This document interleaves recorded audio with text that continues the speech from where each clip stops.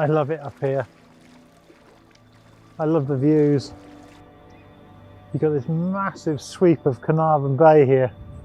You can see all of the mountain range, right from Bardsey Island to Unisently down in the distance. I mean, what a fantastic sweep. And you're just surrounded by this fantastic nature. So you've got the mountains and you've got the sea in one place. You can't ask for better than that, really, can you?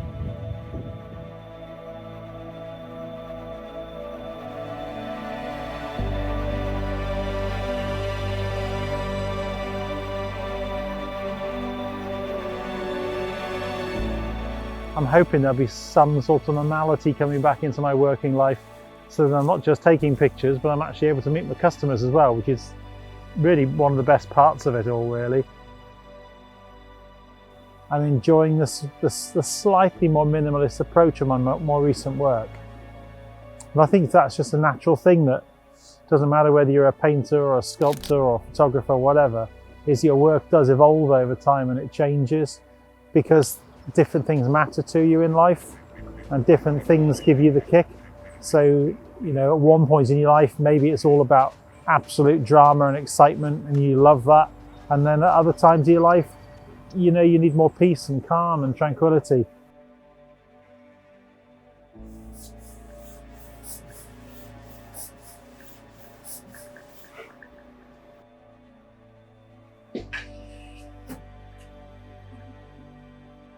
The first lockdown it became more manageable than I thought it would, business-wise and economically. But in terms of my mental need for space and landscape and big open spaces, I was starting to struggle by lockdown 1. It was okay because I was able to come into work and everything felt quite normal in work. Obviously, I wasn't able to do any other sorts of jobs because there was no, you weren't allowed contact with other people. So I wasn't able to do any portrait jobs and so on and so forth. But at least being a gallery selling prints, it was something that I could actually continue through lockdown. People were contacting me, they were still keeping in touch. I was making sure that I was doing my newsletters. I was making sure that I was posting stuff onto social media. So I was trying to keep a presence both online and offline.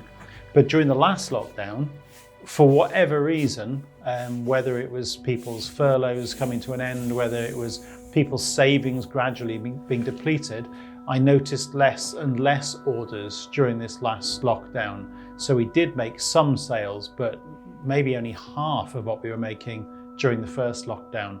So I don't really know what the reasons are, but it was something I did notice. And the beauty was I was shooting images that then were creating a huge amount of interest on social media. And in fact, I've sold quite a few images now from the images that I was taking during lockdown.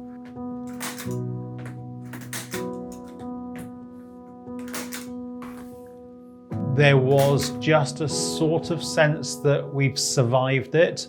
And the bits of money that I had in from the council, the bits and pieces of money that I had coming in from web orders and telephone orders and so on, had kept me alive, basically. I had survived it.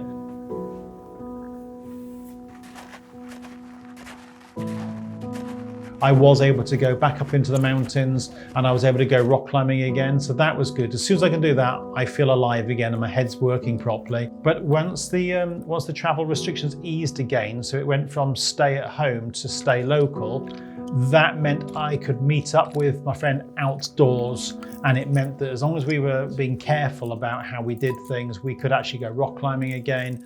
And we were able to go back up into the mountains again. Well, I was able to go back up into the mountains without any real worry. I didn't feel like I was going to get any hassle with bumping into the police and having to explain myself and so on and so forth.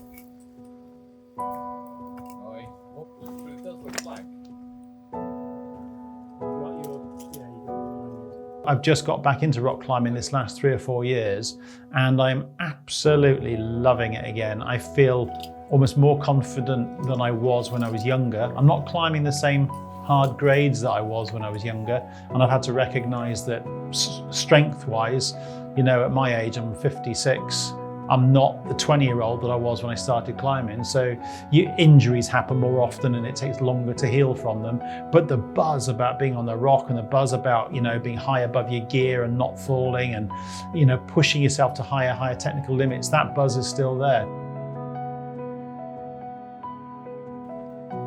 For most part, throughout the whole of the lockdown, I was able to get up into the mountains and I was able to get out onto the coast pretty much whenever I wanted and to enjoy the landscape for what it was without anybody around. And that's something I possibly will never experience again in my lifetime. And therefore I'm extremely grateful for that. It's a rare opportunity.